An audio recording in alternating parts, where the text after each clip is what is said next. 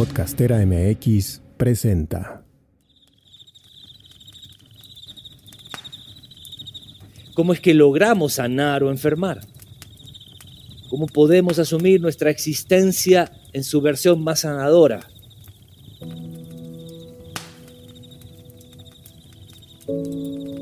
Somos medicina. ¿Es una realidad o es un viaje guajiro de estos locos desanantes?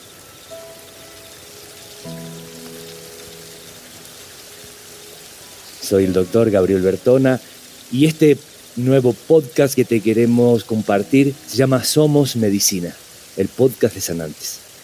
Escúchalo dentro de la comunidad de Podcastera MX.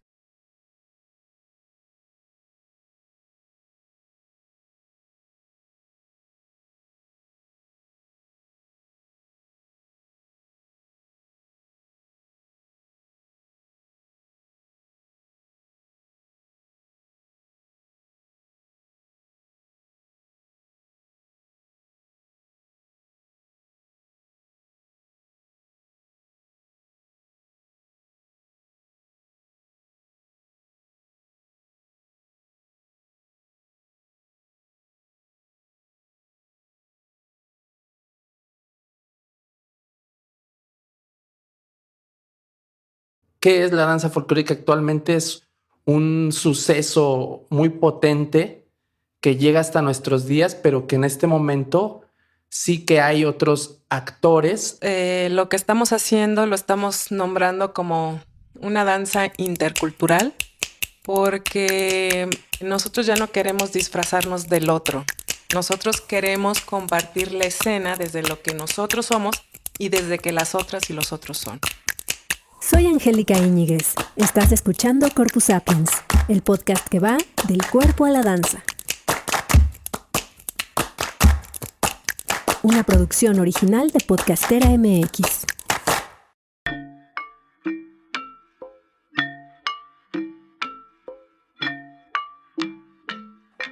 Bienvenidas y bienvenidos a Corpus Sapiens. Esta es la nueva temporada del podcast y en este espacio vamos a platicar con creadores de la danza, con bailarines, con coreógrafos, con investigadores, gestores, con todo ese ecosistema de la danza, porque la danza no solamente se hace con bailarines, sino con un montón de personas, con músicos también, con diseñadores de vestuario.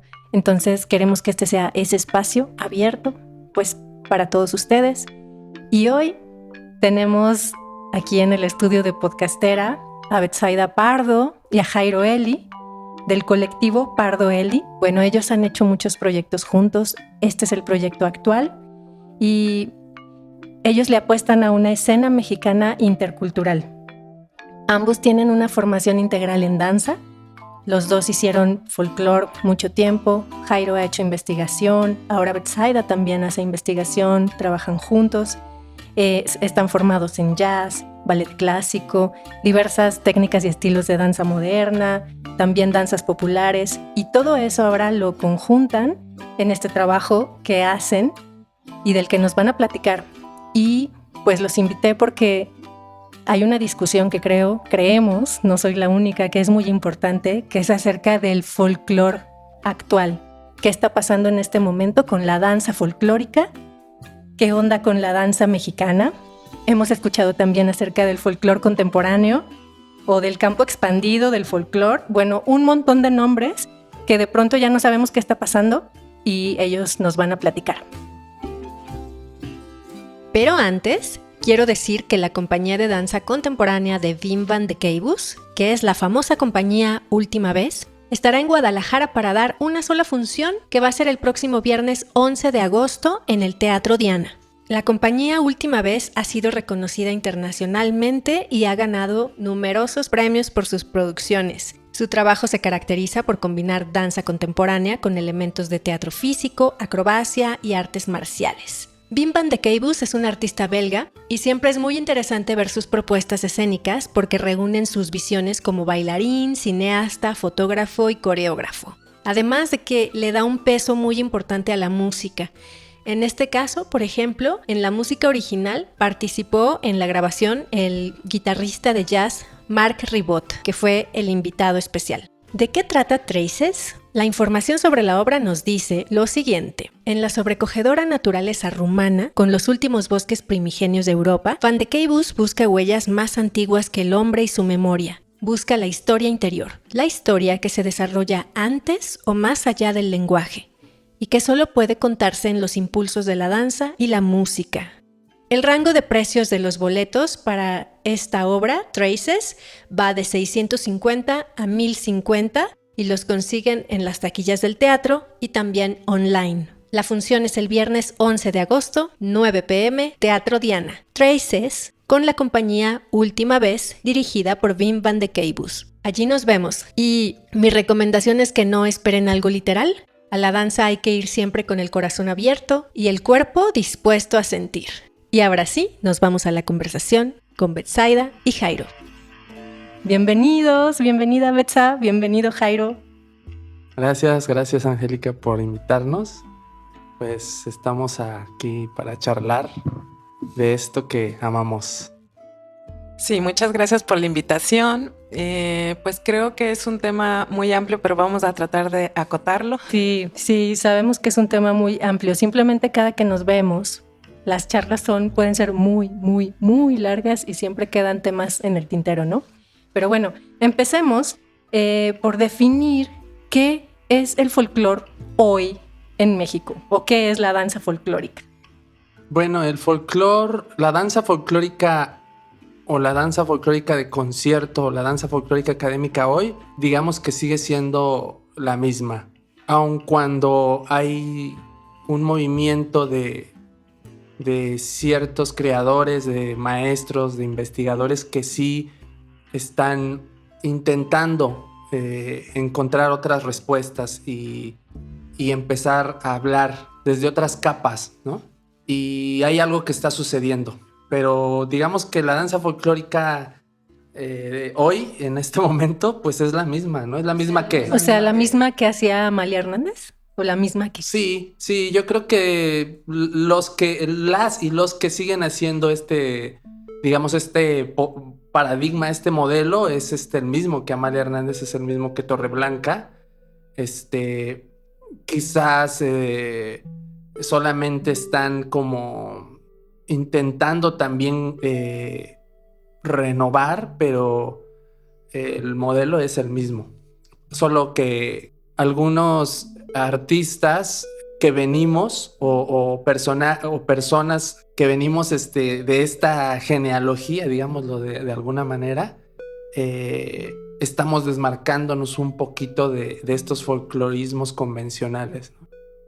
Entonces sí que pudiese ser como muy complejo el tema. O sea, el tema de en qué momento está la danza folclórica y en qué momento nos encontramos en el reconocimiento de lo que se ha hecho históricamente desde la formación, digamos, como de esta danza en un plan nacional del vasconcelismo. Pues realmente en este momento sí hay otros personajes que están hablando desde otros puntos, ¿no? Y que sí venimos de esta, digamos, de estas pedagogías, de este mismo formato, ¿no? O sea, y eso. Actualmente la danza folclórica ha llegado a los espacios más importantes en la historia de la danza en México. O sea, estas agrupaciones que son tan representativas y que son nuestras maestras, nuestros maestros, nuestros abuelos, que nos han legado una cierta danza que se hace llamar folclórica, pues lo que detona es que en este momento haya una gran cantidad de grupos folclóricos, desde lo llamado profesional hasta lo amateur, ¿no? Y ha sido un modelo, ¿verdad?, del arte danzario que se ha permeado pues en todo el país, ¿no?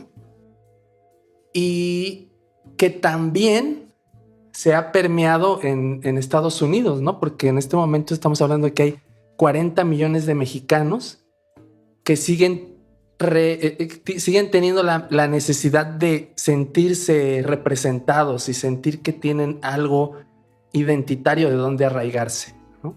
Entonces, esto ha funcionado de tal forma que en este momento la danza folclórica es un mundo muy amplio, es un campo grande en donde cada vez más hay más egresados de licenciaturas en danza folclórica. Entonces, ¿qué es la danza folclórica actualmente? Es un suceso muy potente que llega hasta nuestros días, pero que en este momento sí que hay otros actores, hay otros, digamos, los nietos de este plan nacionalista de danza o de arte, que nos estamos tratando de preguntar otra cosa. Pero ese ya es el tema que quizás nos vamos a adentrar un poco, pero eso es para mí en este momento la danza folclórica como tal, la danza folclórica en concierto, la danza folclórica académica. Es un fenómeno muy grande, muy amplio, ¿no? que repercute en nuestra sociedad en su totalidad. El otro día platicaba con unos amigos y me decían, es que el folclore no ha hecho ningún cambio. Y yo, ¿cómo no? Pero hay mucha gente, como ustedes dos, Betsaida y Jairo, que están haciendo algo bastante diferente. Bueno, cuéntenos al respecto. Una, ¿qué hacen ustedes con respecto del folclore? ¿Cómo se desmarcaron de esta genealogía? ¿Cómo lo han hecho? Y también, ¿quiénes son como otros exponentes que están haciendo algo más loco o diferente o actual o contemporáneo o como le queramos decir dentro del folclore, ¿no? Bueno, nosotros lo que estamos haciendo lo estamos nombrando como una danza intercultural porque nosotros ya no queremos disfrazarnos del otro. Nosotros queremos compartir la escena desde lo que nosotros somos y desde que las otras y los otros son, ¿no? Por ejemplo, si queremos hablar de la danza africana o la danza de algún pueblo originario, pues es invitar a alguien de esa cultura a compartir con nosotros y que hable desde lo que ella o él es. Igual nosotros, ¿no? O sea, el estar ya reproduciendo cosas que no somos culturalmente hablando para nosotros ya no tiene sentido. No quiere decir que el que se haga no esté bien, sino que a nosotros ya no nos da sentido. ¿Por qué? Porque queremos hablar desde lo que nosotros somos y que eso tiene que ver también con una postura política, ¿no? De hablar del México y sus problemáticas, ¿no? Cosa que en el folclore solo veíamos un México donde todos son alegres, todos son felices y todo marcha de maravilla, ¿no?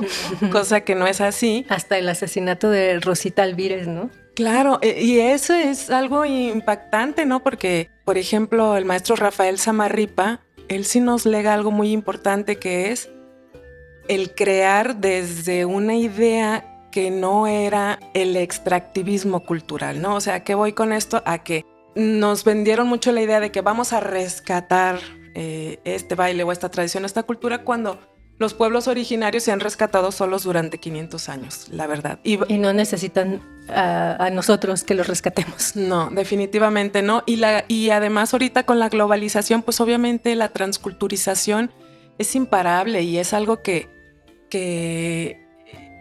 cada vez con la tecnología va a ir avanzando y los pueblos originarios también van a entrar a esto conforme ellos quieran y necesiten, sin que nosotros les impongamos y les digamos qué tienen que hacer o qué no, o qué lengua tienen que hablar o qué no tienen que hacer. Ellos tienen que decidir lo que quieren hacer, cómo quieren entrar a la modernidad, si es que quieren entrar a la modernidad, pero no nosotros diciéndoles qué es lo correcto o lo incorrecto para su cultura, ¿no? Y entonces la escena, que es un espacio maravilloso para comunicar, para compartir, creo que habemos algunas personas que tenemos la necesidad de hablar desde otros puntos. Pero obviamente nosotros somos el vómito de nuestros maestros, ¿no? Esas técnicas que aprendimos, esos movimientos que aprendimos, pero ahora como esas son simplemente algunas herramientas, ¿no? Pero nosotros hemos buscado nuestro propio lenguaje de movimiento, pues ahora sí que traspasando territorios y compartiendo con nuestras culturas profundas, que son muchas las culturas de este país, y estando en el territorio y estando ahí con esas personas y entendiendo muchas cosas que la propia academia no nos puede enseñar hasta que uno no está ahí y ves y respiras lo que son esas culturas profundas. Y entonces desde ahí nosotros nos damos cuenta que queremos hablar desde otras maneras. Y eso habla de un cambio de paradigma, ¿no? Porque antes, o el paradigma antiguo, planteaba justo esto: hay que rescatar nuestras danzas, incluso pasando por encima de estos pueblos o creyendo que nuestra forma de vida es la única forma de vida a la que deberían de acceder todos los pueblos, y que es mejor tener piso de vitropiso que un piso de tierra, y que es mejor bailar en un escenario que bailar dentro de una danza que forma parte de toda la cosmovisión del pueblo y del hacer cotidiano, ¿no? Y aquí no nos podemos escapar de algo problemático, que es la mexicanidad, lo mexicano, la danza mexicana.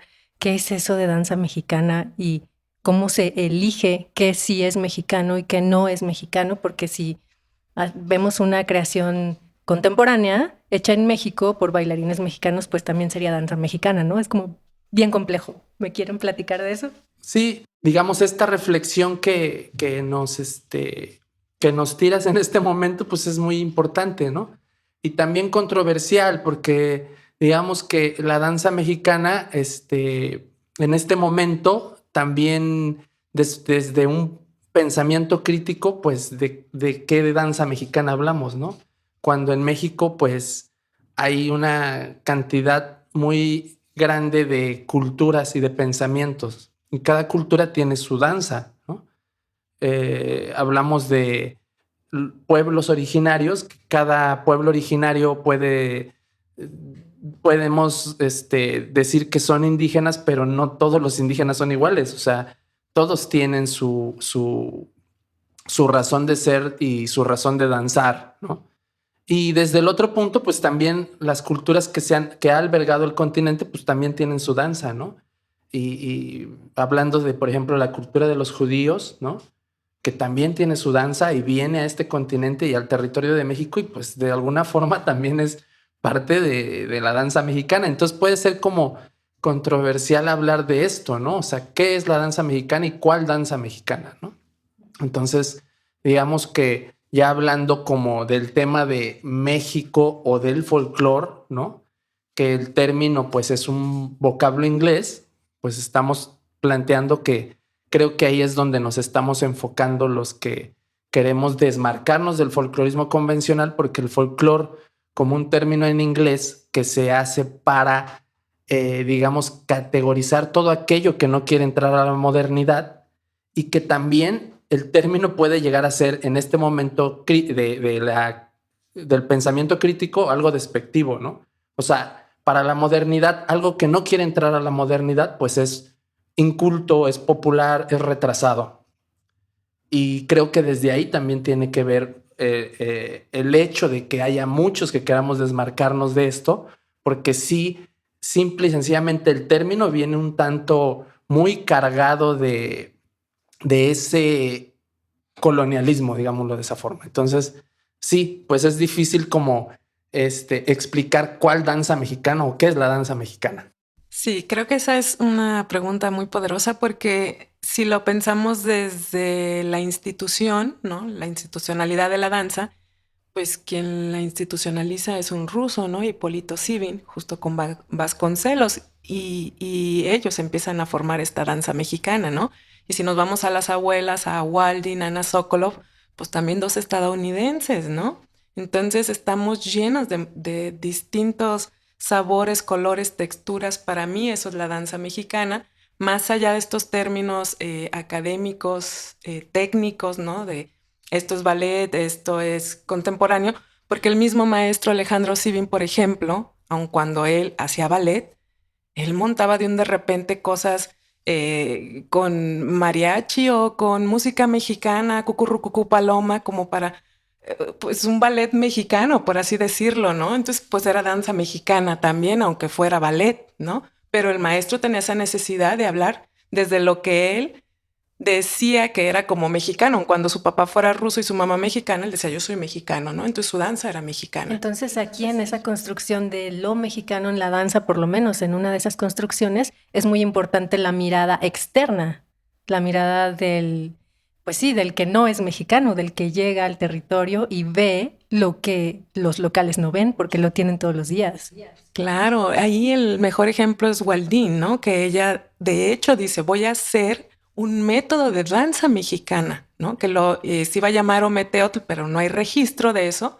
Entonces, pero ella se inspiró en el pueblo y en la cultura mexicana. De hecho, por eso regresa a México. Uh-huh. Y ahí estamos hablando de danza moderna, desde la danza moderna mexicana, ¿no? Oigan, ¿ustedes cómo se relacionan con estos términos de folclore contemporáneo, que es lo que escuchamos mucho? Que es lo que hace, por ejemplo, Juan Carlos Palma, o el campo expandido del folclore, que me contaban que tuvieron un conversatorio al respecto en la Academia de la Danza Mexicana, o lo que ustedes llaman también danzas del neomexicanismo escénico, o el folclore experimental, y luego esto que Amanda Piña nombra como las danzas del calentamiento global, ¿no? Que bueno, hay que platicar con ella, obviamente. ¿Cómo se sienten ustedes con estos términos? ¿Qué les hace ruido? ¿Qué les hace bien? ¿Con qué se identifican? ¿Cuál es la problemática de todo esto? ¿Y por qué han surgido tantos nombres? Bueno, de alguna manera sí estamos presenciando y estamos siendo partícipes de una búsqueda. Creo que Betsa y yo sí nos reconocemos en esa búsqueda, sí nos vemos que estamos en ese cuestionamiento. Y precisamente en la Academia de la Danza Mexicana hay una tesis de uno de los estudiantes que egresa de ahí, que empieza a hablar del campo expandido del folclore, ¿no? Otros hablan del folclore contemporáneo o el folk temporáneo, ¿no? Que están como algunos otros llamando, ¿no? En más hacia el norte, zapateado contemporáneo también. Entonces, sí que está sucediendo algo yo lo percibo desde los años 80, primero con las críticas que hace Pablo Parga, ¿no? Que hace ya una crítica a los colonialismos dentro del paradigma del folclore académico, y que posteriormente comienzan a surgir gente que viene del extracto folclórico de estas agrupaciones, de esta formación, y que también empieza a plantear desde el pensamiento crítico una escena nueva, ¿no? Una escena nueva, pero que sigue hablando de México, que sigue hablando del México del patrimonio cultural, pero ya desde otras posturas, ¿no? Desde otras estéticas también, desde otras resignificaciones que nos representen en este momento. Entonces, digamos que nosotros esto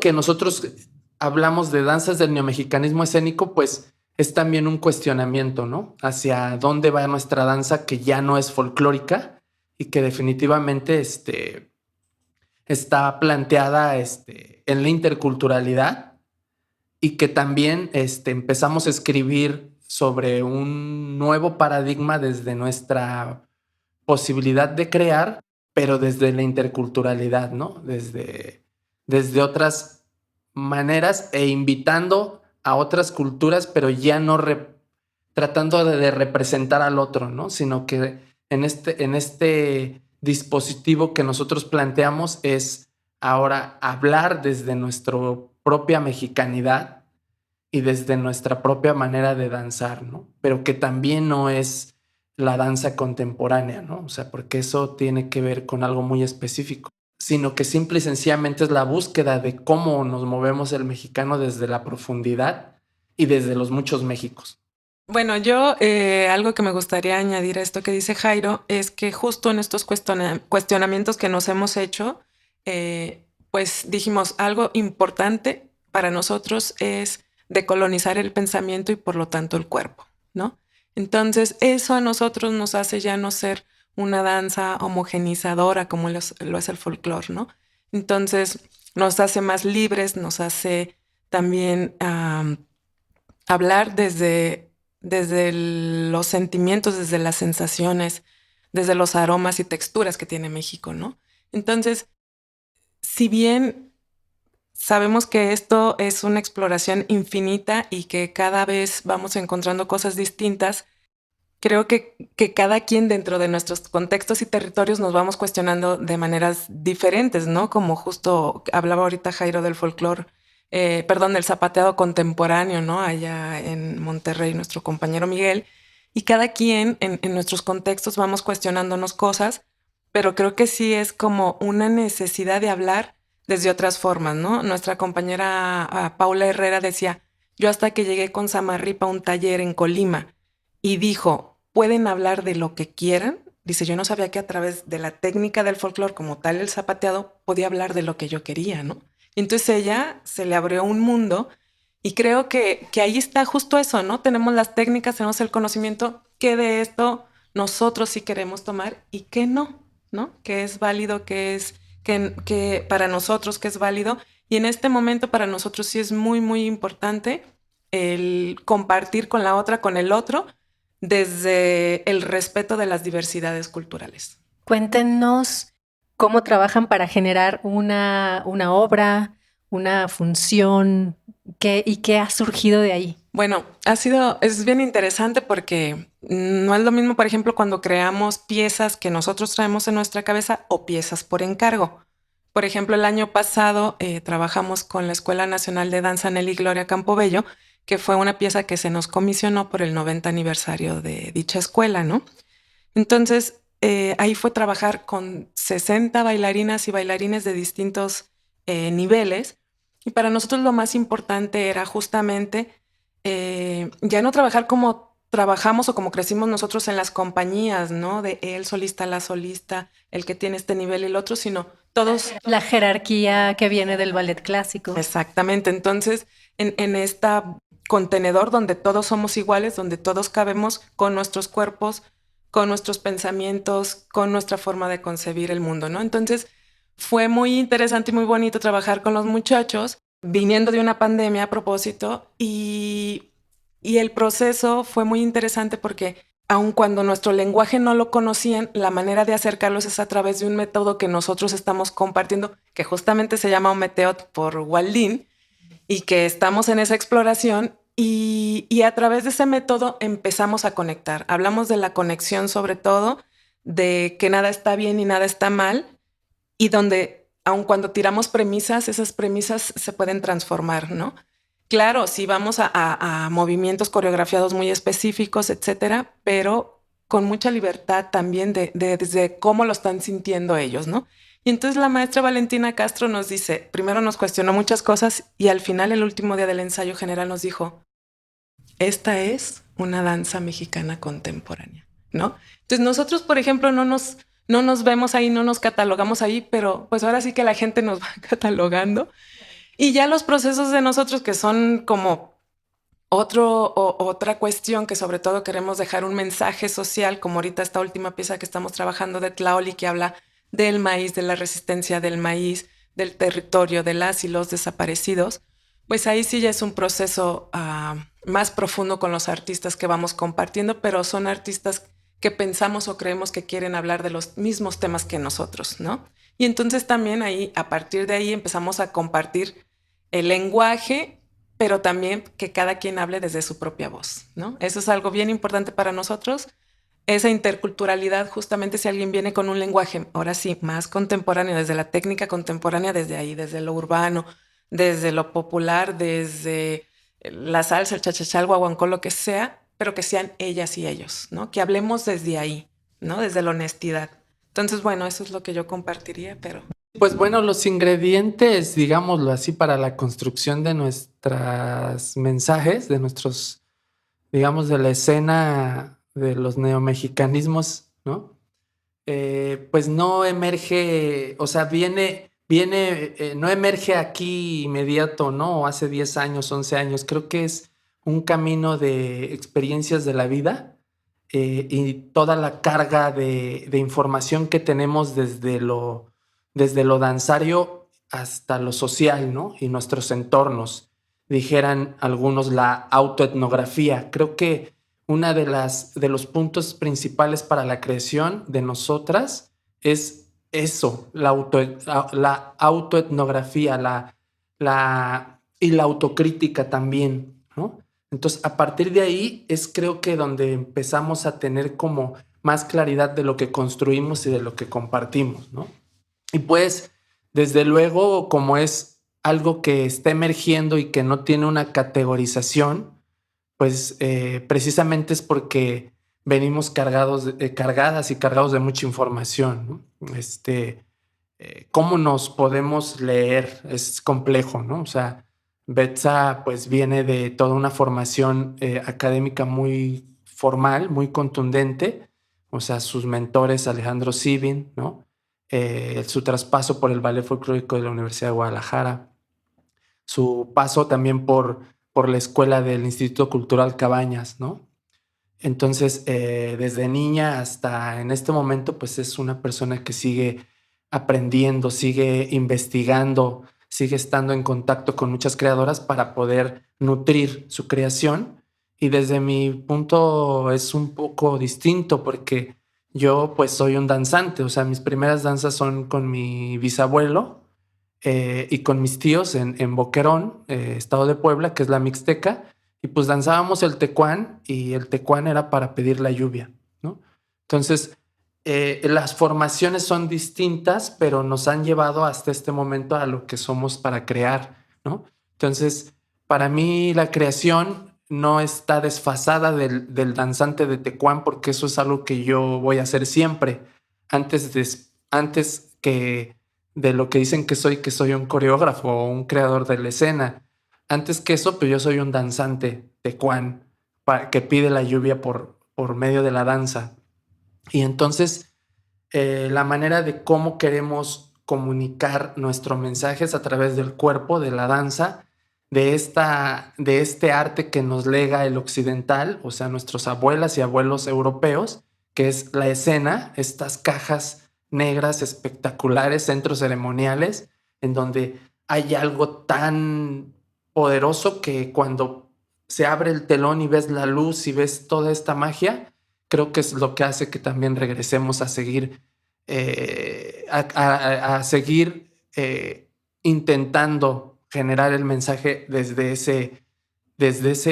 esa plataforma, ¿no? Desde ese punto. Y ya las dramaturgias pues vienen, ¿no? O sea, no son de voy a hacer un proyecto de tal cosa, no. O sea, las piezas que nosotros hacemos en este momento son piezas que hemos estado pensando hace 20 años, hace 30 años. O sea, son las experiencias de eso y también del estar observando de cerca nuestro entorno e invitando a otros artistas de otras culturas a hablar de estos mismos temas desde sus contextos.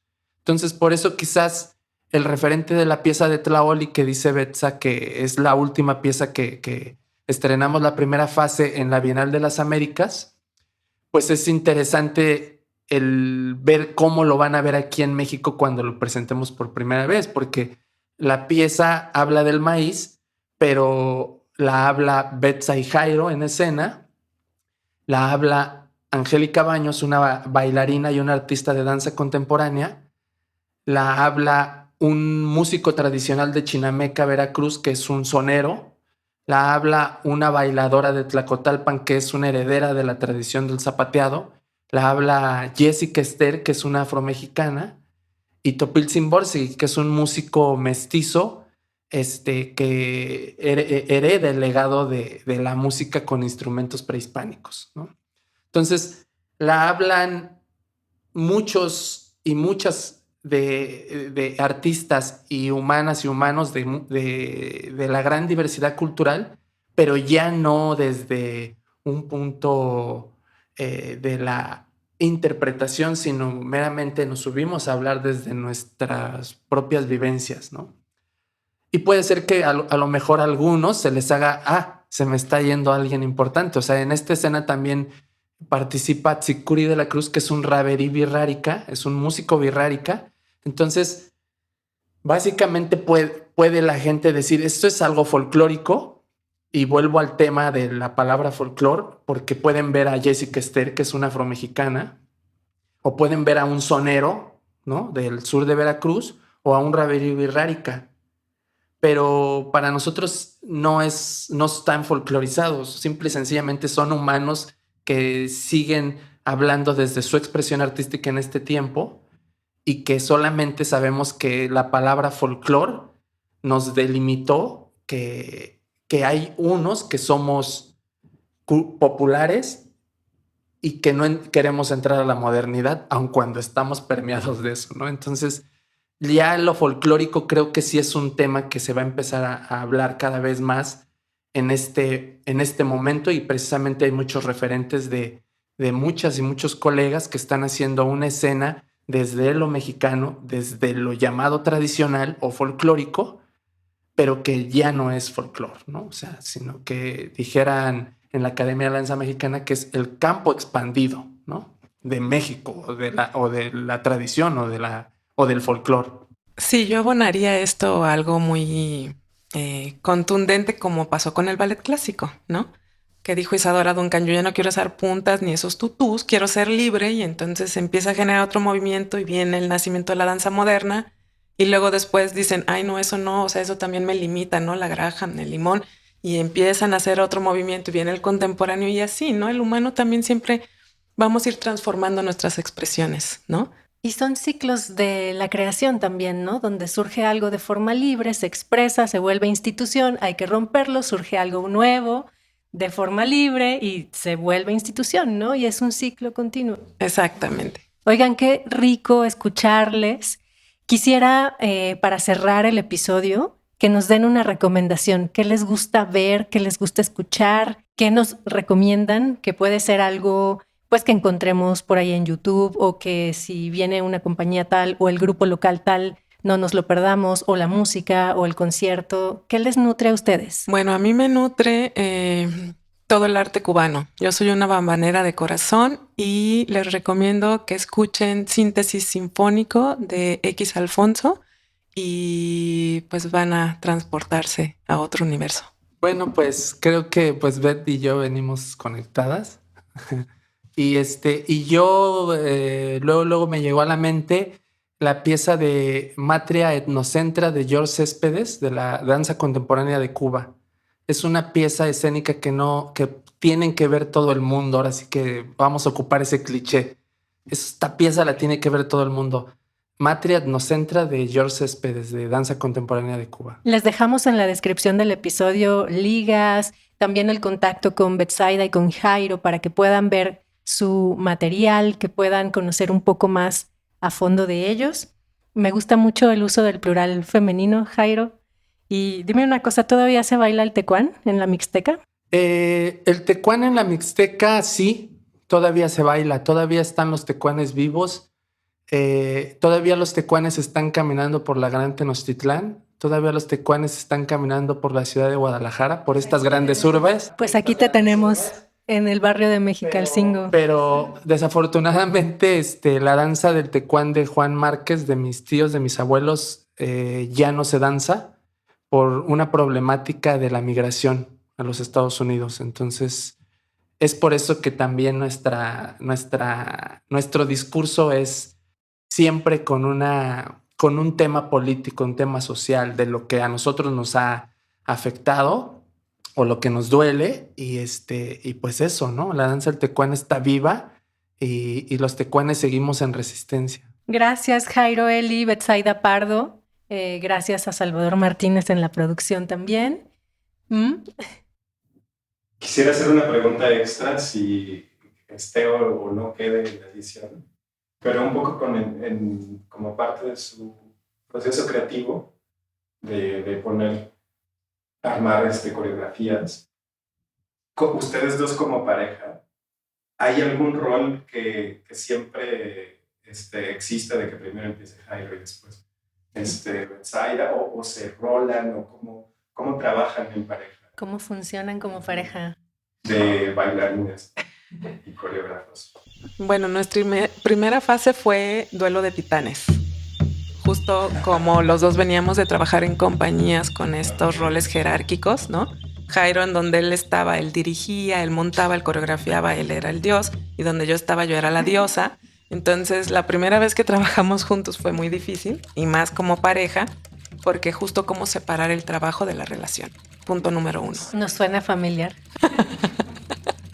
Entonces, ese fue el primer paso, ¿no? Y justo creo que con nuestro primer montaje que hicimos, ahí entendimos la cuestión de los roles, pero desde una forma muy orgánica, sin decirnos, tú haces esto y tú haces el otro, sino era más bien una forma de que nos íbamos protegiendo.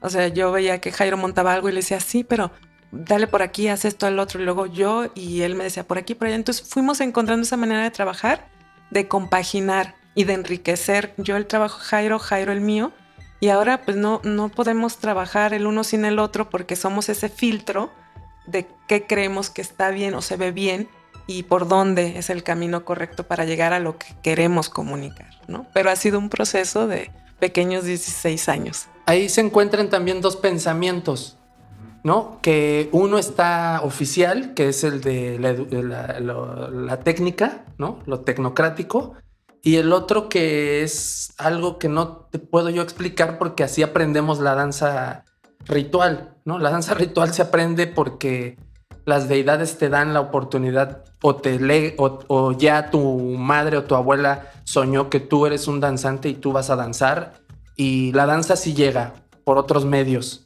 Pudiese ser un tanto, quizás, chamánico o hippie, pero no. O sea, esta danza sí llega por otros medios y desde luego para la creación sí nos vimos confrontados en eso.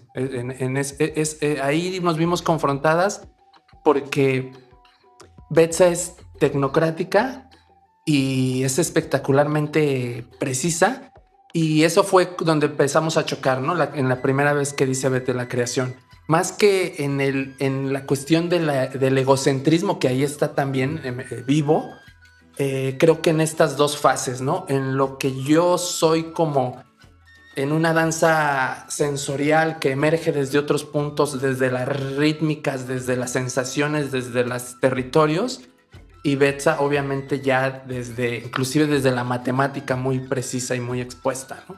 Entonces para mí la matemática yo la veo desde otro punto de vista para crear la danza, y entonces tuvimos que negociar para poder hacer digamos nuestra propia metodología de creación, y todo se fue dando así natural también. Los roles fueron dándose muy orgánicamente a estas posibilidades que teníamos, ¿no? O sea, yo escribo mucho y yo me puedo expresar muy bien escribiendo, no hablando. No es muy difícil para mí expresar lo que pienso, pero sí te lo puedo escribir sin broncas, entonces, o danzándolo.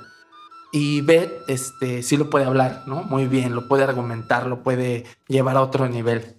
Y entonces esto en la misma danza igual, ¿no? O sea, si hay un tema en comisión, ¿no? Por ejemplo, el caso de la pieza de las voces, dedicada a las hermanas Campobello para el 90 aniversario de la Escuela Nacional, pues fue primero pues leer los documentos principalmente de Nelly Campobello y su contexto, que fue la revolución, para poder plasmar actualmente cómo pudiera ser una escena que hable de las Campobello y de sus nietas en la Escuela Nacional. Y entonces es también estar leyendo, ¿no? O estar viendo documentales o estar entrevistando a gente que estuvo cerca de las maestras. Y así en todas las obras que hacemos nos clavamos. O sea, es tardada la investigación. Toda la fundamentación es lo más tardado. Para Tlaoli nos tardamos 4 años para empezar a llevarlo a la escena. Para fundamentar, la fundamentación fueron 4 años. Que es un ejemplo de investigación para la creación, que luego no hay mucha claridad de para qué se investiga, ¿no? Para la danza. Exactamente. Sí, yo quisiera ya aumentar justo este punto de que yo soy más académica y tecnocrática. Nos ha servido para los procesos de creación en México que son muy cortos, ¿no? Justo como coreografías en 2 semanas a 60 bailarines, ¿no? Pues gracias a la tecnocracia, 5, 6, 7, 8, bla, bla, bla, bla, bla, bla, bla, bla. Y entonces, porque si no, pues no llegamos y nos vamos a más tiempo de laboratorio y exploración, pues no nos da. Lamentablemente los tiempos en México son siempre reducidos porque no hay presupuesto, bla, bla, bla, bla, bla. Y entonces justo ahí es donde generamos el equilibrio, ¿no? O sea, esta cuestión de trabajar mía, ¿no? De 5, 6, 7, 8, ¿dónde está? En los tiempos reducidos siempre ayuda. Creo que es un buen momento para cerrar. Me gusta la idea de que se queden la audiencia, ustedes que nos están escuchando, se queden picados y que podamos continuar la conversación en otro lado, ¿no? La idea de Corpus Sapiens, pues, es tejer entre esa comunidad, generar este ecosistema y nutrirlo. Y bueno, a ustedes que están escuchando, pues les toca, si les gusta, compartir, darle seguir, calificarlo con 5 estrellas y escucharlo. Muchas gracias, Betsa. Gracias, Jairo. Gracias, Salva, también. Muy buena pregunta. Abrazos. Muchas gracias. ¿Quieres anunciarte en la cartelera de danza? Este es tu espacio. Escríbenos. El Teatro Diana trae para ti Traces, un cautivador espectáculo de danza contemporánea de Wim van de Keibus y su compañía Última Vez. Una puesta en escena que a través de impresionantes coreografías explora la relación entre el ser humano y la naturaleza. Acompáñanos este viernes 11 de agosto a las 21 horas. Traces es un evento recomendado para mayores de 13 años. Te invitamos a conocer más de la obra y lugares disponibles a través de nuestra web www.teatrodiana.com o en nuestras redes sociales. Encuéntranos con el usuario @teatrodiana. ¡Te esperamos! Gracias por escuchar Corpus Sapiens y por formar parte de este ecosistema de la danza donde cada quien tiene su función. Puedes escuchar, compartir, seguir, anunciarte en nuestra cartelera, ser patrocinador, invitado o coproductor y compartir tu mensaje con una comunidad en expansión. Mándanos un mensaje directo por Instagram a @corpusapiens o escríbenos al correo que te dejamos en la descripción de cada episodio y con gusto te contamos cómo puedes participar. Esta temporada de Corpus Sapiens es producida con el apoyo de la Jefatura de Danza de la Secretaría de Cultura de Jalisco.